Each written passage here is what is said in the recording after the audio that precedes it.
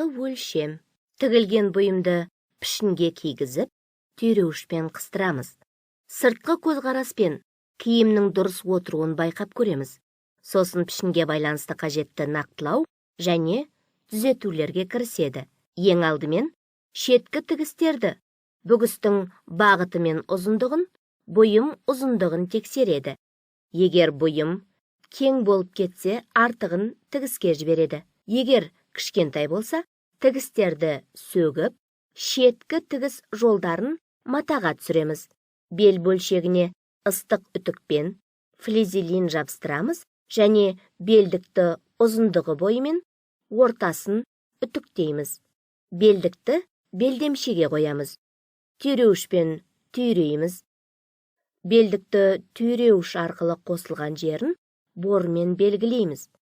Белдемшеге мұқын бойымен белдік сызығын пішінге келтіріп сызамыз.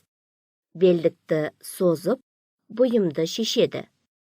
Белдемшенің кемшіліктерін нақтылайды, яғни артық матаны көреміз, не мата қорын босатады. Тағы да белдемшені пішінге кигізіп, екінші рет өлшем жүргіземіз. Егер тағы да кемшіліктер болса, оларды тағы да алып тастайды.